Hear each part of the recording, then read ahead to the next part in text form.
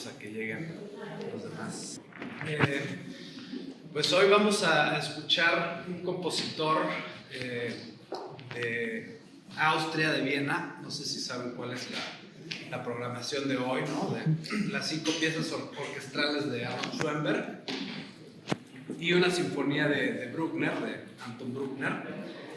Y bueno, pues el maestro José Luis Castillo nos invitó a dar una charla específicamente sobre el color en la música, ¿no? Recientemente hemos estado abordando varios elementos de la música y bueno, en algún momento nos acercamos la temporada pasada al timbre, al color, ¿no? De la instrumentación, del sonido, y pues es un elemento que a principios del siglo XX pues cobró como un papel protagónico, desde la composición se tomó una conciencia distinta con respecto al color, como un elemento protagónico, ¿no? Entonces quisiera saber más o menos qué tan familiarizados estamos con ese elemento de la música. ¿Alguien podría compartir qué es el color en la música para ustedes? Sí. Pues es así como que el carácter que tiene cierta obra, porque de repente escuchamos ciertas obras que son bastante alegres, ¿no? Uno imagina que es bastante colorida, hay otras muy oscuras, con tonalidades así, que llaman tonalidad menor y muy densas inclusive Schoenberg yo creo que es uno de los autores más oscuros en ciertos momentos, más densos, más difíciles de entender. Buenísimo, sí. Yo lo relaciono con un tipo de instrumentación que utiliza. Ajá. Yo creo que es una música ya más experimental a principios del siglo XX y tiene que ver con las tonalidades, los colores que da en tonos menores, tonalidades un poco más tristes o color muy neutro. Buenísimo. Y digamos, ¿hay alguna diferencia entre el color tonal y el color tímbrico? ¿Cómo funciona esta diferencia? Pues básicamente es la diferencia, es como diferenciamos el sonido de diferentes instrumentos, porque podemos tener instrumentos que, aunque son de la misma familia, entre ellos suenan bastante distintos. Podemos distinguir perfectamente un piccolo de un fagoto, un contrafagoto, a pesar de ser de la misma familia. Su color es muy diferente. O sea, básicamente es el timbre, ¿no? A lo que estamos refiriéndonos, al timbre, eso es lo característico de cada instrumento que hace que puedan tocar el mismo tono, sin embargo, el timbre es lo que lo hace diferente. Exactamente. O sea que a nosotros nos ayuda el aislamiento de los elementos de la música, y a mí me gusta usar la palabra aislar, porque es nada más como dirigir la atención en un momento hacia un elemento, y no como fragmentar o desmembrar, ¿no? Entonces el sonido pues está unificado por muchos elementos, y podríamos debatir, por ejemplo, que el tono, que es algo que se reconoce como una frecuencia temperada, o sea, afinada. Y yo puedo tocar una tecla en el piano que vibra con una frecuencia específica, y eso se conoce como un la bemol, y todos entendemos que eso es un tono, ¿no? Y que no tiene nada que ver con el ritmo. Podríamos decir que el ritmo es otro elemento, y que un percusionista, digamos, porque hay percusiones temperadas también, como los timbales, están entonados, están afinados, pero por ejemplo los platillos, pues no es que estén afinados en un fa o en un re o algo así, sino que simplemente tienen distintos niveles de agudo, de grave, ¿no? Pero ya si nos vamos más a la acústica y a la física, podríamos debatir que el tono y el ritmo pues finalmente son lo mismo, ¿no? ¿Por qué? Porque hay una frecuencia que es la que hace sonar determinadamente a un tono como un La 440, y ese La suena como La 440 justamente por el ritmo de su frecuencia de la onda, ¿no? Entonces es todo muy relativo en ese sentido, en el que por un lado está integrado totalmente, Pero por otro, en nuestra manera de entender la música nos sirve a aislar y poder referirnos a los tonos como las frecuencias afinadas o temperadas y el ritmo como una sucesión de eventos que no necesariamente están temperados en una frecuencia específica, ¿no? Entonces un baterista, por ejemplo, pues nunca se fija si está tocando la bemol o re o si, ¿no? Y sí se fija que vaya perfectamente a tiempo, o sí se fija que hay unos contratiempos que le gustan más porque suenan un poco más secos o más brillantes. Pero bueno, entonces esa es nuestra manera de poder ir entendiendo, ¿no? En el caso del tono y el timbre sucede algo similar, ¿no? Que yo puedo decir, por ejemplo, ahorita vengo un poco mormado. Entonces mi timbre de voz, el color de mi voz se está viendo afectada porque las características de mi caja torácica, de mis conductos, todo cambiaron y entonces el sonido se ve afectado por eso, ¿no? De la misma manera, si yo abro la tapa del piano imaginario que tenemos aquí y toco una de las cuerdas con la yema de mi dedo y toco esa tecla, pues el sonido va a sonar con el mismo tono, o sea, va a seguir siendo un la afinado, pero el timbre se va a volver un poco más opaco, ¿no? O sea, va a cambiar el color porque yo lo estoy tapando con el dedo y va a ser diferente si lo tapo ahora con un vaso de vidrio, por ejemplo. Va a sonar más brillante, ¿no? Entonces, por ese lado, nosotros queremos ir visualizando, imaginando la diferencia del color desde lo tímbrico y desde el color tonal, como puede ser una tonalidad menor, mayor, un acorde que suena con muchos adornos, tonalmente hablando, por ejemplo, un acorde mayor 7 con novena, pues tiene un color más iluminado, por decirlo así, más detallado, a diferencia del mismo acorde, pero sin séptima y sin novena, ¿no? Justamente lo que acaba de decir, iba a comentar que el gran público, pues que apenas queremos conocer, relacionamos timbre y color con la voz, pero no lo había escuchado aplicado a los instrumentos. Exactamente.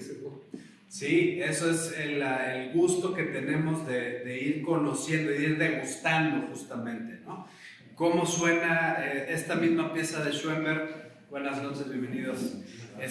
Dirigida por un director o por otro, o por una orquesta o por un ensamble más pequeño. Hay arreglos que son para ensambles más pequeños o para ensambles más grandes. Y cómo es que va afectando el timbre y el color, ¿no?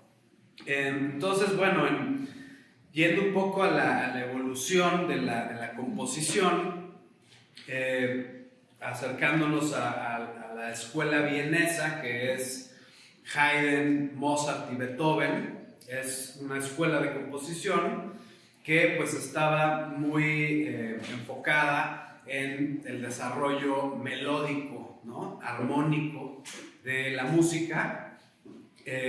Por ejemplo, rítmicamente pues no era tan complejo como podemos escuchar otras corrientes más nuevas de música o de otras culturas, ¿no? En otras culturas el ritmo es muchísimo más complejo que el ritmo en la cultura occidental. Pues, por ejemplo, en África lleva siendo un desarrollo rítmico muy, muy elaborado desde hace milenios, y en la cultura occidental pues es muchísimo más reducido en cuestión de que no se fueron tanto a explorar por ahí, ¿no? Europa exploró muchísimo más por la combinación de los tonos temperados, o sea, la armonía, y África mucho más por la parte rítmica, ¿no? Y por eso surgen fenómenos muy ricos culturalmente como es el blues. El blues es una música que nace a partir de una situación histórica pues bastante lamentable de la esclavitud con sangre africana en el sur de los Estados Unidos, o lo que se le llama el sur de Estados Unidos, en el río Mississippi, y entonces se mezcla el desarrollo de la rítmica africana con el desarrollo de la armonía europea hasta donde iba, que era finales del siglo XIX, ¿no? Y entonces de ahí surge el blues, que es de donde después surge el jazz, surge el rock. Y bueno, no me voy a ir mucho por ese lado, pero sí es nada más un ejemplo de cómo hay elementos de la música que cobran un papel principal en el desarrollo de la composición, y entonces eso abre camino como para nuevas corrientes, ¿no? Entonces, pues a finales del siglo XIX, en donde estamos en la época del romanticismo, pues ya habíamos pasado por el oído armónico de Bach, que fue el mismo que desde el barroco, ¿no? Que tomaron Mozart, Beethoven, y ya Bach había logrado tal nivel de lenguaje melódico y tonal, modulando a todas las tonalidades, con la clave bien temperada, por ejemplo, que es una obra que pasa por todas las escalas mayores y menores, por decirlo así. Y entonces después sigue Mozart y dice, pues ¿y ahora yo qué hago? Si Bach ya hizo todo dentro de lo armónico, ¿no? Entonces la búsqueda de Mozart pues se va más como al balance perfecto en el clasicismo, ¿no?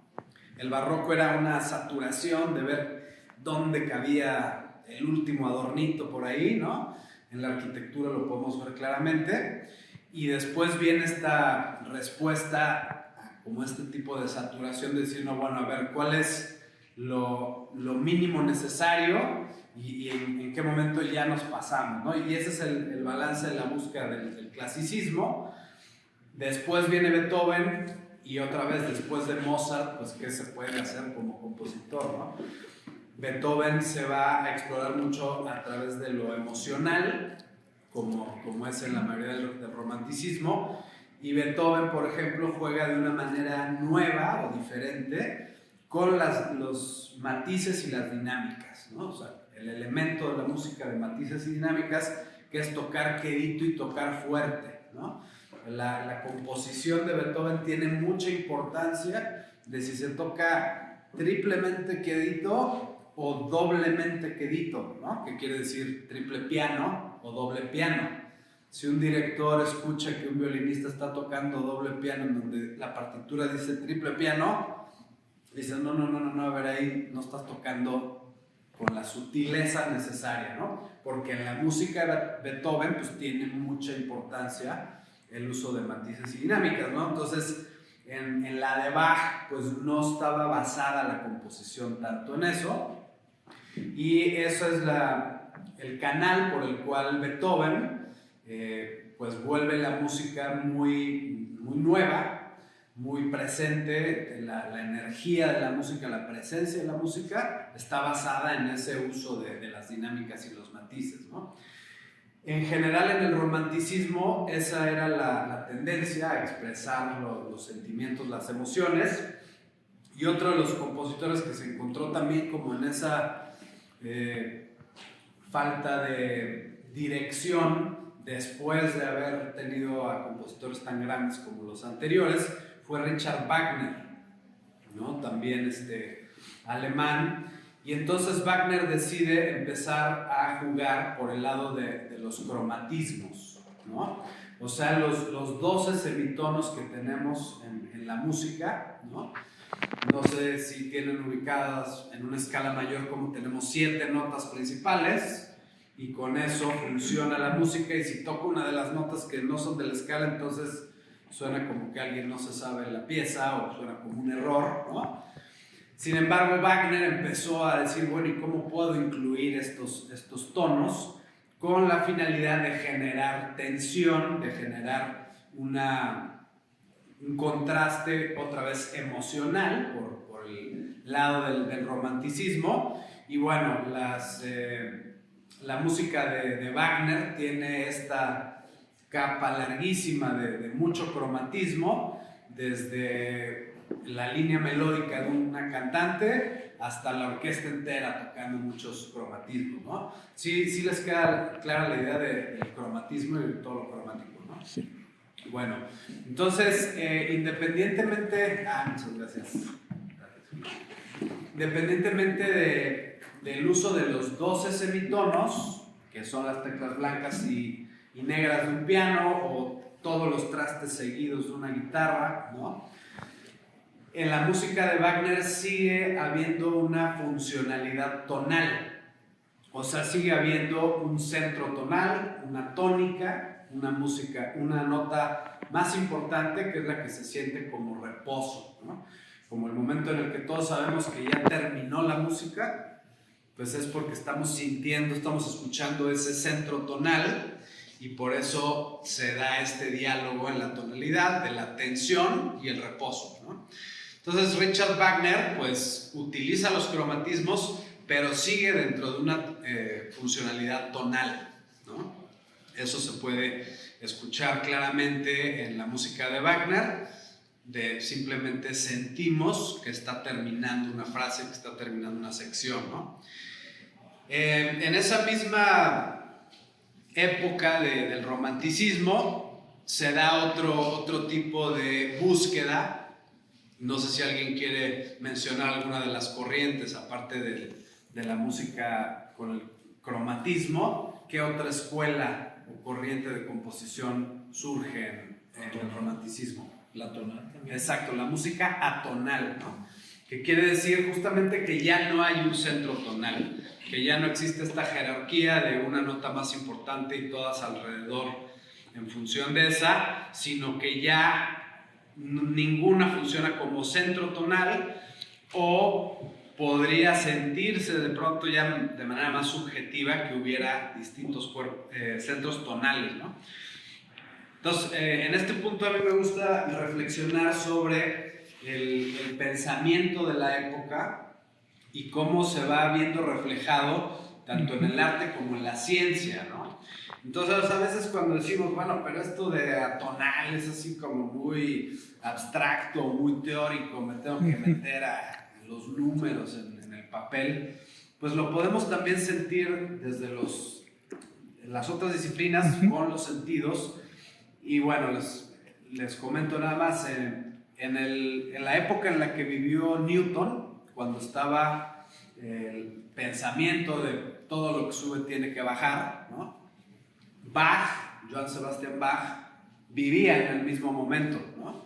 Entonces el pensamiento de la época se veía reflejado tanto en la ciencia, en la física, en la manera de pensar de los científicos y en la manera de componer de los compositores, ¿no?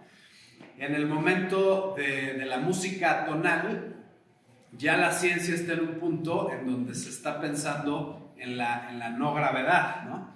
Aunque no se ha salido al espacio, ya no se cree que la Tierra es el centro del universo y que todo lo que sube tiene que bajar, sino que si subes mucho llega un momento en el que ya no hay un centro gravitacional, un centro tonal, ¿no?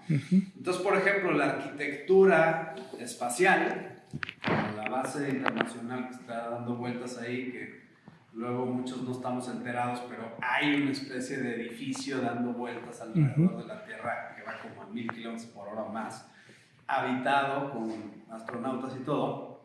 Pues esa arquitectura ya juega otras reglas, ¿no? Ya es algo así como que aquí hay una mesa, pero allá hay otra, viendo al revés, y en la pared hay una especie como de excusado, que no es un excusado, pero, o sea, ya no funciona todo con un solo plano, ¿no? Sino que ya es multidireccional el diseño de la arquitectura, ¿no? Esa es la sensación que da la música atonal, ¿no?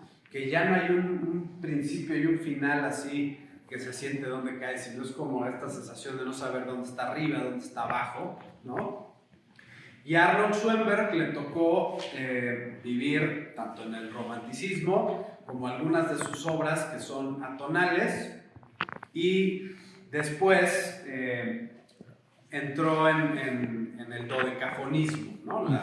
La otra corriente que es parte del serialismo, en donde también se busca la evasión de un centro tonal y el ordenamiento de los 12 tonos de una manera muy específica, como muy matemática, con series en un orden específico donde no se puede repetir la misma nota hasta que ya se hayan tocado todas, ¿no? ¿Alguien tiene en la memoria cómo suena el dodecafonismo? Sí. ¿Sí? ¿Cómo lo describirías? Pues es muy vertiginoso, es como que no encuentras el piso, es como que te traen de un lado a otro. Exactamente. Yo creo que de la mejor obra que lo representa es Lulu de Alban Berg, uno de los alumnos de Schoenberg, de hecho. Exacto, es la segunda escuela vienesa, son los discípulos de Schoenberg, y algunas de estas obras están hechas con partes atonales, partes dodecafónicas, ¿no? Y hay también la escuela muy rígida del dodecafonismo, así como muy ortodoxo, en donde siguen todas las reglas al pie de la letra. Y bueno, ya compositores como Pierre Boulez, francés, todavía lo llevó más lejos a serializar el ritmo y los matices, ¿no? Entonces, bueno, es una invitación a escuchar la música de Pierre Boulez, de Alban Berg, de Anton Webern, y lo que vamos a escuchar el día de hoy de las 5 piezas orquestales de Schoenberg, ¿alguien sabe en qué están escritas?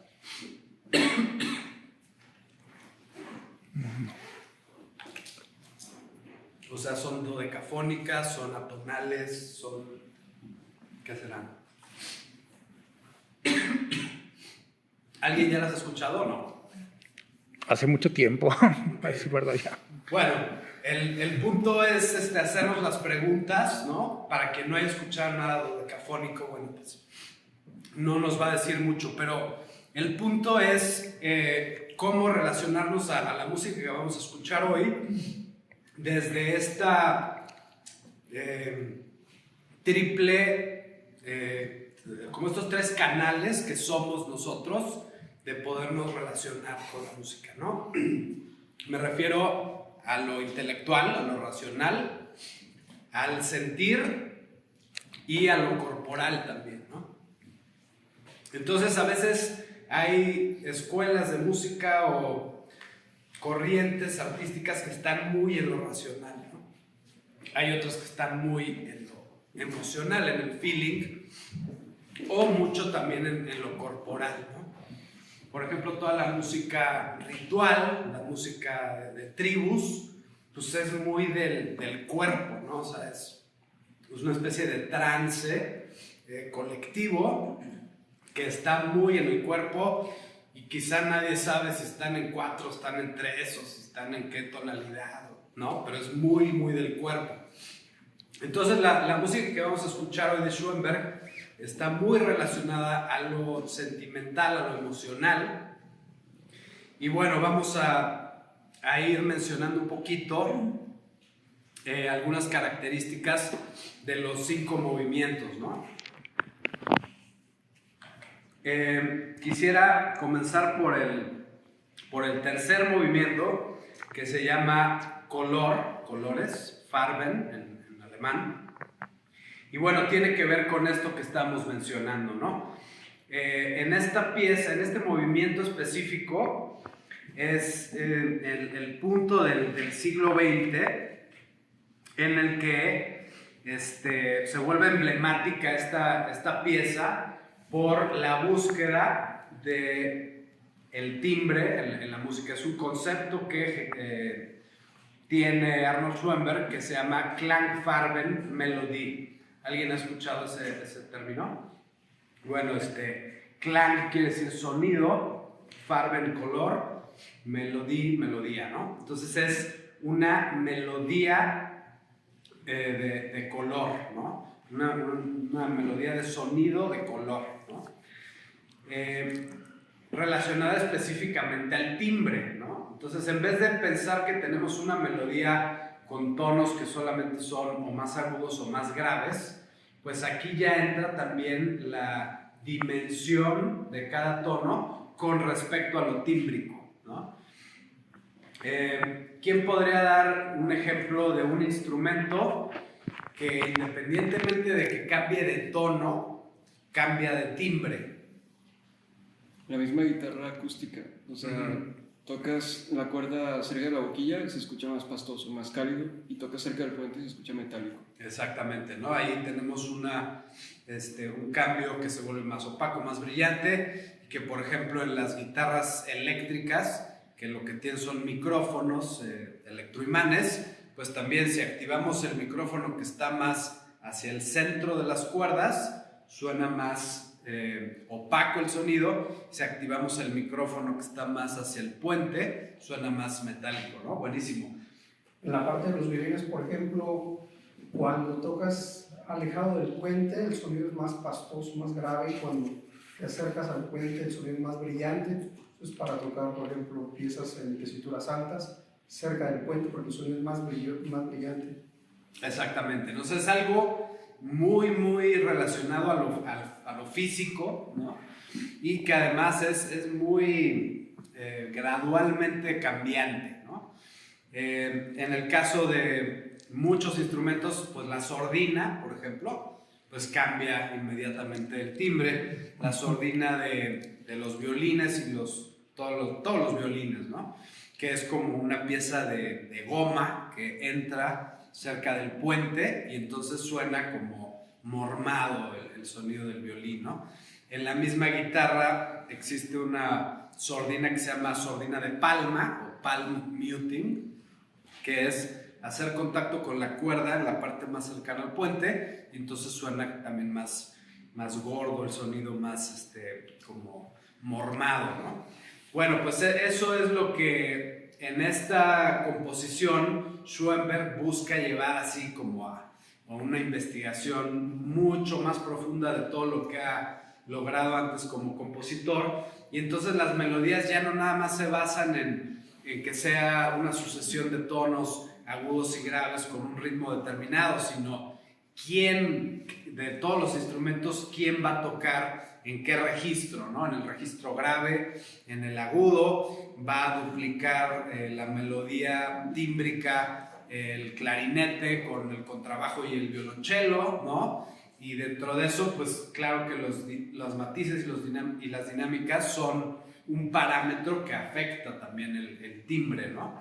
Entonces esa es como la invitación así en resumen de lo que vamos a seguir ahorita compartiendo en la charla. Es la invitación a escuchar la música de Schoenberg como un viaje tímbrico y de color, ¿no? Ese es como la sazón que nos va a presentar la orquesta el día de hoy. Y que obviamente, bueno, estamos hablando por un lado de la composición de Schoenberg, pero eso llega hasta cierto punto, y ahora lo interesante es la interpretación de la orquesta, ¿no? Porque puede haber una orquesta que no tenga claros estos condimentos, estos ingredientes de la composición de Schoenberg, y la toquen como si fuera de otro compositor, y pues no va a lucir igual, ¿no? O sea, es como comerse un taco de Taco Bell, por decirlo así, ¿no? Sí. Eso no es comer tacos, es otra cosa, y pues está rico y con hambre se la quita uno, pero esa es la invitación del día de hoy, a sentir esta diversidad tímbrica, ¿no? Y entonces, bueno, pues este concepto de la melodía de timbres, ¿no? Es un parteaguas en la música del siglo XX. Para entonces, ¿alguien sabe cuál es el género de música que explora Schoenberg o que está catalogado como corriente artística? Pues no es el serialismo, dodecafonismo.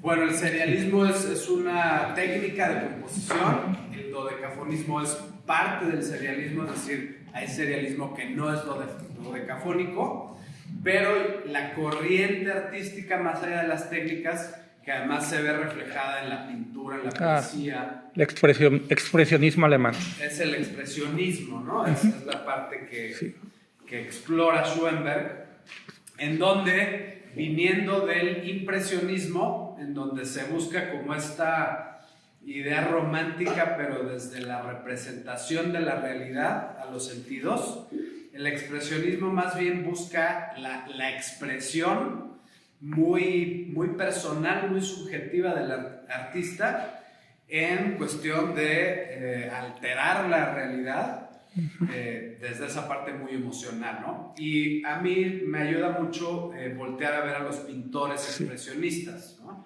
¿Alguien tiene claridad de algunos? Munch, Edvard Munch. Exacto, ese es muy, muy puntual. Ese cuadro, el grito, ¿no? Grito. Que pues ya no estamos, esa sería en mi manera de entenderlo, un ejemplo de cómo, si uno dice, oye, pues es que la silueta o la forma de la persona que está gritando en ese cuadro, pues no tiene nada que ver con la proporción áurea y toda la técnica de los pintores que saben representar la figura humana con proporción y todo esto, ¿no? No, pues es que está justamente tratando de evadir esa escuela y de ir directamente A la emoción, atacar la emoción del espectador. A la expresión a través, es decir, la forma, pues sí importa, pero no es el protagonismo, ¿no? del cuadro, Dice todo, dice todo. Exactamente, es mucho más visceral, ¿no? Y desde luego que el color tiene mucho que ver. Entonces, no sé si ubican algún otro pintor del expresionismo. Oscar. Que bueno, el mismo Kokoschka. Schoenberg era pintor también, ¿no? Esta pintura de los relojes escurridizos, ¿quién no es parte Ah, no, sí, es Ese es surrealismo. de Dalí, y ya va por otro lado. Goya no es expresionista. No, A Goya se le llega a considerar, aunque está en otra época totalmente, pero es de estas reconocimientos de una misma raíz de abordar el arte, atemporales, ¿no? sí. Es como quien dice, por ejemplo, que Bach era jazzista, ¿no? O sea, porque Sí. su manera de Componer. enfrentarse al órgano, pues era muy, muy fresca, muy nueva, improvisada. Yo en mis sueños digo, pues yo quisiera escuchar a John Coltrane y a Bach en la misma rola, ¿no? Sería Sí. interesante. Pero entonces el jazz se le llama como estilo y se le llama también como proceso composicional, ¿no? Eso lo dice Bill Evans, pianista tremendo de música, ¿no? Entonces el jazz como proceso musical se puede aplicar a Bach igual que como a Goya en ese caso, Sí. ¿no? Hay otros que están más específicamente, que es Kandinsky, Vasily Kandinsky, un ruso, que además era amigo de Arnold Schoenberg. Y bueno, quisiera ahorita compartirles la imagen de un cuadro de Kandinsky, ¿no? Me redujo un poquito a Picasso, ¿verdad? En cuanto al coloramiento. Pues habrá para quien sí, muchísimo, y para quien esté muy lejano, ¿no? Sí. A Picasso. Sí, a golpe de vista. Exactamente, Sí. sí. No sé si quieran ir viendo por acá. Este es un cuadro de Kandinsky que hizo al escuchar una composición de Schoenberg, ¿sí? Se llama Concierto, impresión 3 de concierto, y fue a partir de que escuchó una de los conciertos de Arnold Schoenberg, ¿no? Entonces, si se fijan, pues el color es muy chillante, no sé qué tanto aquí le falta un poco de brillo. Y bueno, hay otros ejemplos, pero ese es uno de los más significativos, ¿no? Pero esta es otra composición de Kandinsky, en donde, bueno, pues justamente el color tiene mucha importancia, ¿no? Ya no tanto la forma. Alguien podría debatir que eso que así dibujan los niños, ¿no? Y pues para mí es como un elogio para Kandinsky y para los niños también, ¿no? Porque es una expresión muy, muy directa del alma de la emoción. de los niños, que no está tan racionalizada justamente, ¿no? Entonces, pues por ahí va un poquito la búsqueda de Arnold Schoenberg de expresar más allá de las formas, de las técnicas, de las melodías, de los ritmos. Y bueno, cabe también mencionar que esta pieza fue de las piezas que compuso durante una obra en la que él estaba, durante una época, perdón, en la que él estaba en una crisis emocional y artística también, ¿no? Entonces es, como lo que vamos a escuchar, es una catarsis de esa crisis emocional y artística en el sentido como de la búsqueda de dónde estamos, ¿no? Entonces, bueno, como yo no quiero que escuchemos lo mismo, tenemos la suerte hoy de escuchar una orquesta en vivo, pues ¿qué les voy a poner yo aquí en una bocina, ¿no? Son dos cosas completamente distintas. Sin embargo, encontré una versión de esta misma pieza que está tocada con un ensamble más pequeño. Entonces me pareció interesante poner un poquito de esta pieza, del primer movimiento, que se llama Premoniciones, ¿no? Resulta además que, bueno, en esta misma manera de pensar de Schoenberg, él estas 5 piezas no les puso ningún título. Eran así la música como ahí les va y sin explicaciones, ni justamente hemos mencionado en estas charlas la música programática. Cuando la música es programática quiere decir que hay una idea extramusical que conduce la obra. No necesariamente, se refiere a que si hay una pieza que se llama Cuadros de una exposición de Mussorgsky, pues quiere decir que el compositor vio pintura y inspirado en esas obras que vio, compuso música, ¿no? Sí. O las 4 estaciones de Vivaldi. La sexta, la pastoral de Beethoven. Exactamente, a diferencia de la música absoluta, que es concierto para flauta en si bemol mayor. Ahí no hay una idea extra musical que haya inspirado al compositor, sino es la música absoluta que no busca representar ninguna idea, ¿no? Solamente son ritmos, son melodías, son toda la forma, la estructura, ¿no? Sí queda clara la diferencia, ¿no? Entonces, desde luego que la mayoría de la música pop, pues es música programática, ¿no? En el momento en el que tiene un título, ya lo es. La música fílmica, la música para danza, el Lago de los Cisnes, pues es música programática, no hay una idea extra musical. Entonces Schoenberg no le había puesto ningún título a estas piezas y por recomendación diagonal necedad de una de las personas que iba a publicar sus partituras, le dije, los editores, esto no se va a vender en ningún lado, aunque sea ponles un título para ver si por ahí jala un poquito. Y entonces fue que Schoenberg les puso título, ¿no? a cada una de las piezas. Y bueno, por ahí leí que fue una manera así como decir, a ver, Schoenberg buscando la manera más, pues, ¿cómo decirlo? Diplomática. Más bien medio cínica. Contestataria, así de... Exactamente, medio de protesta, de ponerle un título, ¿no? El primero es premoniciones de sucesos innominados y temibles. Eso es lo que vamos a escuchar ahorita. Basado en un tema que se escucha al principio en chelos apagados y en el clarinete después.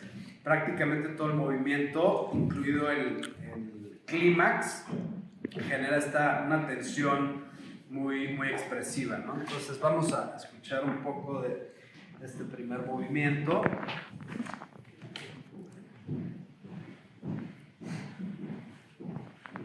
Ahí les va.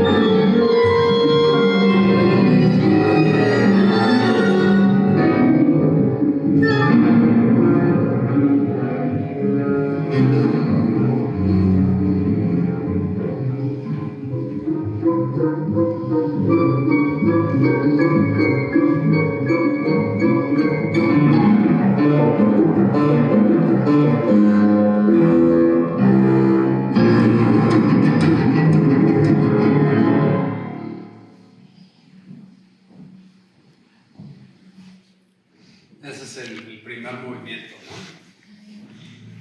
¿Alguien quiere comentar algo? Es como caminar en la bruma, en medio de un bosque, tropezándote con todo. Sí. Digo, no sé, o sea, ahí lo atonal engloba como todo lo demás, o es menos que puedes decir, esto es atonal. O sea, yo consideraba a Schoenberg como, es atonal. Esto por eso, o sea, siento que es música que no es predecible, o sea, es difícil como llevar un hilo, sino que estás todo el tiempo como muy presente porque te sorprende a cada rato. Pero digo, la pregunta es esa, o sea, ¿cómo sé si es algo atonal? O sea, si es mucha la diferencia de atonal a lo que dijiste, ¿A lo dodecafónico te refieres? Sí, bueno, muy buena pregunta, yo me la hice también, y parece que en esta pieza Schoenberg lleva al extremo, si no es que a romper totalmente la tonalidad, ¿no? No llega a ser una búsqueda así meramente atonal, pero sí es algo más parecido como a lo que hizo Wagner, de meter el cromatismo muy, muy condimentado, pero con una funcionalidad tonal todavía, ¿no? Entonces aquí es ya como el extremo del extremo, donde ya la está rompiendo, pero todavía no se considera que es puramente atonal. Y bueno, dodecafónica definitivamente no es, ¿no? La música dodecafónica necesitaríamos varias horas para estar explicándola. No sé si ubican el concepto del cuadro mágico de Schoenberg, pero es algo así como que si a las 12 notas que tenemos les ponemos un número del 1 al 12, después escribimos en 12 casillas un orden específico de esas 12 notas, ¿no? O sea, el dodecafonismo tiene que ver con el orden en el que yo distribuyo mis 12 notas, que puede ser 4, 7, 6, 3, 1, 11, ¿no? Y nunca se repite uno y queda mi serie, ¿no? Y entonces esa va a ser mi serie original, y después voy a tener mi serie hacia abajo, que es la invertida, que también tendríamos que clavarnos un rato para definir la inversión de una serie. Y entonces después tenemos la retrógrada y después la retrógrada invertida. O sea que tenemos 4 series de una sola serie de 12 notas, y ya que tenemos eso, entonces ahora voy a sacar los 12 posibles puntos de partida para tener entonces ya mi colección de 12 series de 12, original, invertida, retrógrada y retrógrada invertida. O sea, para mí es interesantísimo y me puedo clavar hablando de eso varias horas, pero a veces uno sale así como que quemó calorías, ¿no? Porque es muy racional. Sí. Perdón, a mí se me hace una música que te mantiene todo el tiempo en suspenso, porque no hay ese centro de gravedad que estamos acostumbrados a llegar, que armónicamente te da estabilidad, y es una cuestión armónica, pero también rítmica, porque no tiene un patrón rítmico que te mantiene, sino que siempre está haciendo algo nuevo y diferente. Es muy, muy irregular rítmicamente, aunque se reconocen de pronto motivos, ¿no? Que el pianista repite como que 3 veces el mismo ritmo, pero ya después no lo vuelve a tocar en ningún momento, ¿no? El contrafagot y el contrabajo hacen un ritmo ahí como al unísono, pero que dura poco tiempo y se disuelve, ¿no? Pero sí, creo que lo interesante de toda esta música es que, aunque tiene una complejidad racional muy elaborada, su objetivo final es muy emocional, o sea, es emocional, ¿no? Entonces para mí esto es como un sueño, como una pesadilla, un caos, sí, algo así, inconsciente, ¿no? Ahí es donde creo que está la gran riqueza de esta música. Obviamente en su momento pues generó muchísima controversia. Muchos dijeron que era mala música, que era... Yo creo que de ahí también viene de esa influencia de la Segunda Escuela de Viena. Estaba relacionada inclusive con los primeros psicoanalistas, Freud y Jung, que hablaban del arquetipo y... Exacto, también hay mucho de esa parte, sí, ¿no? del inconsciente y todo ese trabajo. Ahora, si hoy, 2024, esto suena pues, fuera de lo común, o digamos que habría mucho público que diría, no, ¿qué es esto? Unos dirían que es una charlatanería, farsante, ya me voy. Pues en el momento esta pieza se escribió en 1909, ¿no? Se estrenó después, pero pues ¿cómo habrá sonado esto en 1909, ¿no? Los músicos a los que le dieron la partitura y a ver, toqué esto, ¿qué es esto? ¿Es una broma? ¿Qué es esto? ¿No? Entonces es un momento muy fuerte de la ruptura. Arnold Schoenberg se encerró 8 años a desarrollar un tratado de dodecafonismo y al terminarlo declaró que había logrado el tratado armónico para los siguientes 100 años de la música occidental, cosa que pues, se vino abajo a las pocas décadas, si no es que años, ¿no? Y aunque muchos de sus discípulos llevaron esto al límite, resultó ser un callejón sin salida, ¿no? En donde el exceso de control racional lleva al caos, lleva a la muerte, no respira ya eso, no está vivo. En cambio, pues hoy en día podemos seguir escuchando compositores de vanguardia que regresan a las armonías tradicionales, ¿no? O sea, porque eso es algo así como decir, pues el agua, el aire, pues, siempre lo vamos a querer, siempre vamos a querer un río o una planta, aunque nuestra tecnología pueda estar lo más complicada del mundo o vivamos en lugares muy hostiles, pues una planta va a ser una planta y qué mejor que eso, ¿no? Entonces, bueno, me gustaría seguir hablando mucho más de todo esto. Quisiera solamente mencionar una frase que dijo Schoenberg al respecto de esta pieza y dice: la música busca expresar todo lo que se hincha en nosotros subconscientemente como un sueño, que es un gran poder fluctuante y está construida sobre ninguna de las líneas que nos son familiares, que tiene un ritmo, como la sangre tiene un ritmo pulsante, como toda la vida en nosotros tiene su ritmo, que tiene una tonalidad, pero solo como el mar o la tormenta tienen su tonalidad, que tiene armonías, aunque no podemos captarlas o analizarlas, ni podemos trazar sus temas. Toda su técnica está sumergida, hecha una invisible con el contenido de la obra. O sea, es esta como invitación a sentir más allá de todo lo racional. Entonces, bueno, pues espero que disfruten mucho el concierto de hoy. Es una obra exquisita para escuchar con una orquesta como la de aquí de Guadalajara y con el maestro Castillo. Ya ni siquiera pudimos llegar a mencionar que vamos a escuchar la Sexta Sinfonía de Bruckner, pero bueno, por petición del maestro Castillo nos invitó a hablar del color. Espero que les haya vibrado algo y pues esperamos que sigan viniendo a las charlas y a los conciertos. Muchas gracias a todos por venir. Gracias a Ale y a Julia también. Gracias. Escuchas El Lago de los Cisnes varias veces y pareciera que no hay mucho lugar para la interpretación y como para comprender la función del director de orquesta realmente, ¿no? Claro. Buenísima pregunta. Bueno, pues además de que el director es un foco visual que contiene el ritmo, ¿sí? La interpretación pues es como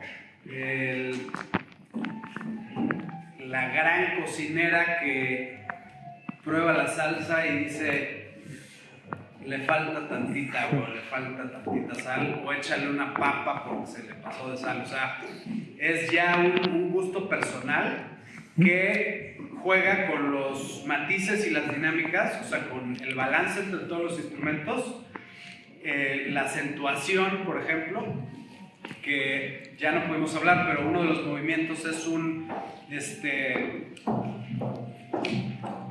recitativo obligado. O sea, el recitativo es un término que viene de la ópera, de la manera como de hablar, ¿no?